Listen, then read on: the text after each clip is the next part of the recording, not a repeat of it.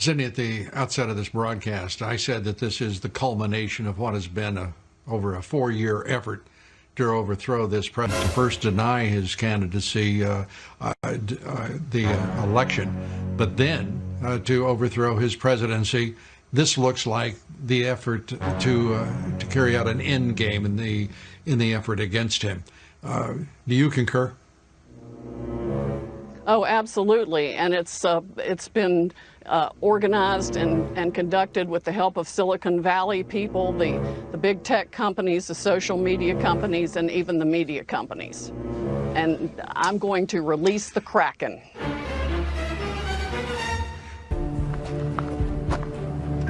I'm going to pull the whole thing down. I'm going to bring the whole fucking diseased, corrupt temple down on your head. It's got to be biblical. And I'm going to release the Kraken. Release the Kraken! Strike down upon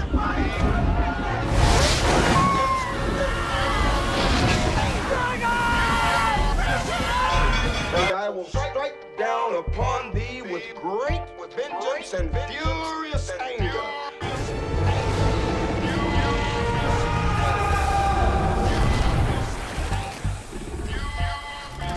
And I'm going to release the Kraken. And I will strike down upon thee with great vengeance and furious anger those who attempt to poison and destroy my sisters. And you know my name is the Lord. When I lay my vengeance upon you. Release the Kraken. Yes, release the Kraken. Recognizable by its massive size and tentacled limbs, the Kraken is one of the most legendary and feared sea monsters of the deep. Stories of the Kraken say it could take down whole ships, grab sailors off decks, and create whirlpools, all to get humans into the water and into the monster's waiting beak. And I'm going to release the Kraken. Well, good, because this is an extraordinary and such a dangerous moment in our history.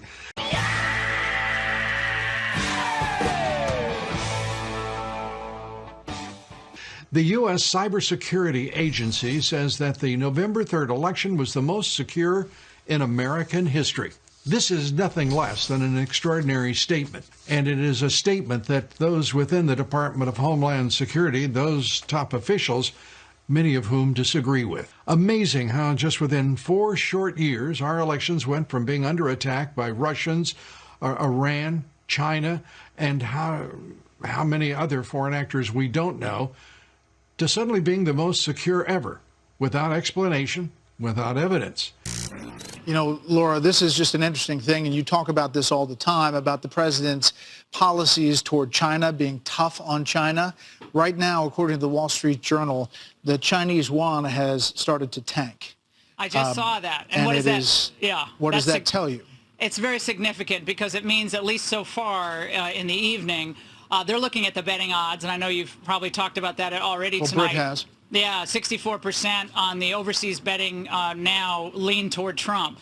And the Chinese are watching all of this, and right now they are indicating to us that they believe the tariffs that Donald Trump put on a whole swath of Chinese goods, they're here to stay for the foreseeable future.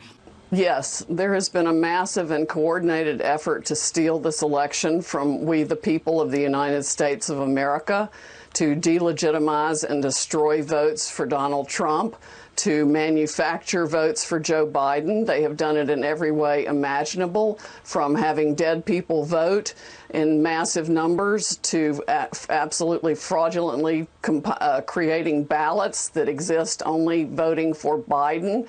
We've identified at least 450,000 ballots in the key states that miraculously only have a mark for Joe Biden on them and no other candidate. If you look at Florida, where things were done right, you can see that that's how the rest of the country should have gone. But they also used an algorithm to calculate the votes they would need to flip, and they used the computers to flip those votes from from Trump to Biden. Yeah. I just think we should pay attention to the realignment underway. Again, this is separate and distinct from the ultimate winner of the race. There's a county in Texas, or many counties in Texas, but Starr County, Texas, which is right at the bottom of South Texas on the Mexican border. It's one of the poorest counties in the country, I think the third poorest. The per capita income is $7 grand a year, and it's the most Hispanic county in the United States, 96%. So 4 years ago, Hillary Clinton won this county. A Democrat has won it every year since Benjamin Harrison. She won it by 60 points. Joe Biden won it by 5 points. So that's, in the most Hispanic county in America, a swing of 55 points over one presidential term. So that is a huge change. And the thing, from my perspective, that it tells you is that not everything is racial. White liberals tend to racialize everything, but for most people, economics and culture make the difference.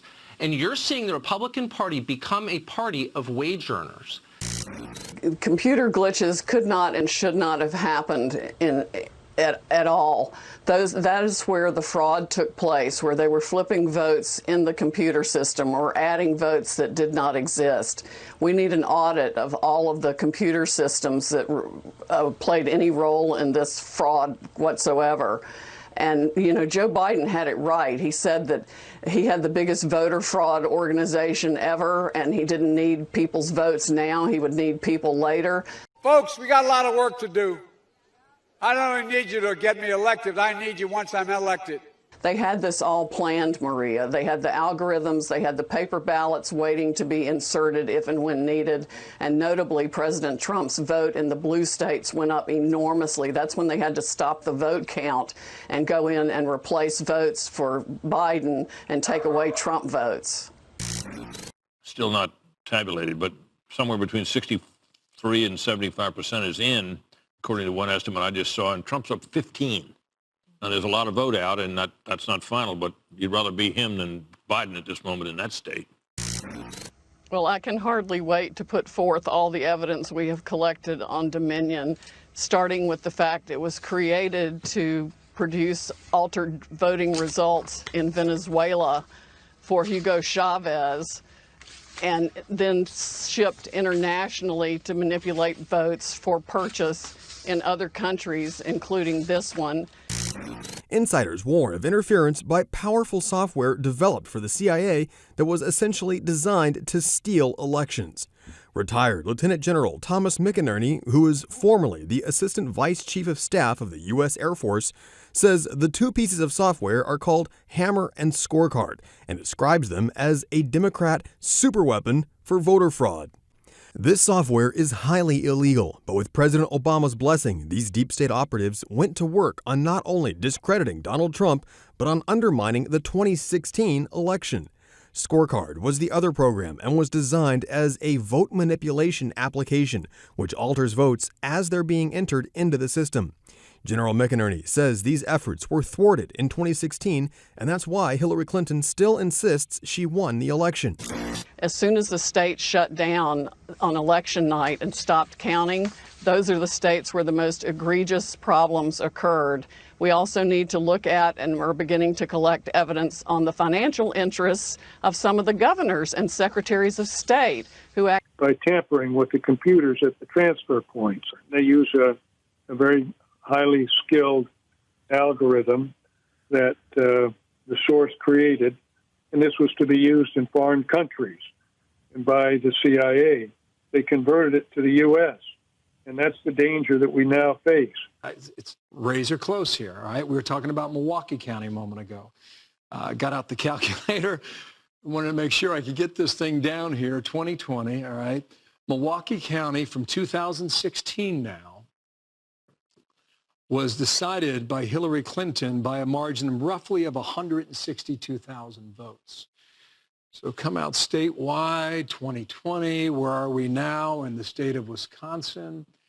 By my math, we're about 124,000 votes that separate Trump and Biden in Wisconsin. I mean, that's not a small margin. No, it could be significant in a massive way.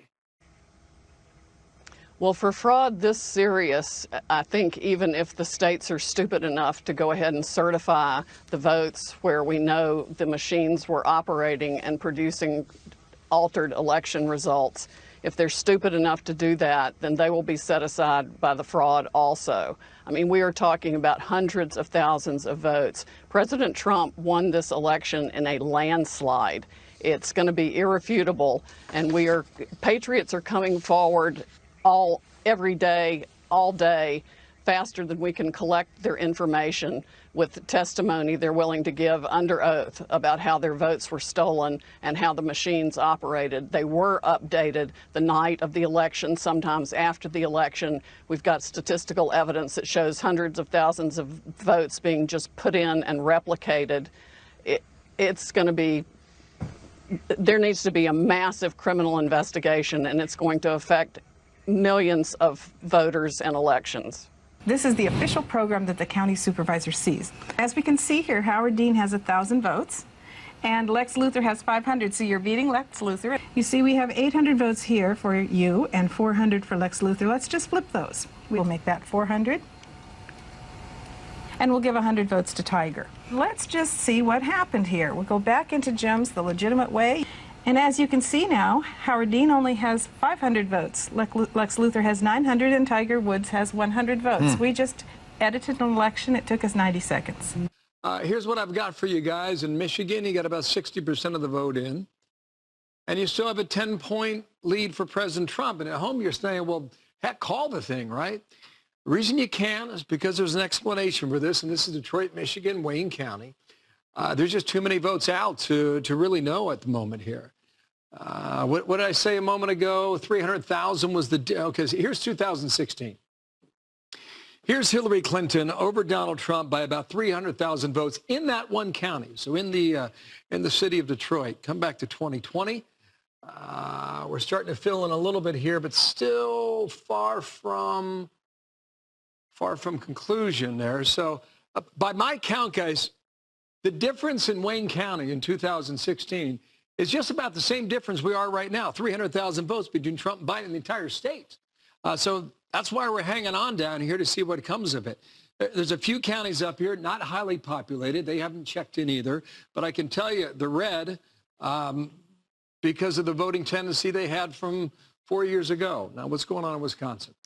Both social media giants now plan no longer to treat President Trump as the President of the United States. Facebook announcing it will reduce the spread of the president's posts that their fact-checking partners deem false. Twitter also presuming that President Trump will leave office and now will subject his accounts to suspensions or bans if he's deemed to have violated the rules of Silicon Valley, big tech, and of course, yes, social media. This is an extraordinary and such a dangerous moment in our history. I really am very concerned for the country. I am very concerned for all Americans. And I have a feeling that most Democrats are first Americans and not Democrats. They have to be as alarmed as any one of us. Sidney, we're glad that you are on the charge to straighten out all of this. It is a foul mess, and it is far more sinister than any of us could have imagined, even over the course of the past 4 years. You get the last word, Sidney. It is indeed a very foul mess. It is farther and wider and deeper than we ever thought, but we are going to go after it, and I am going to expose every one of them.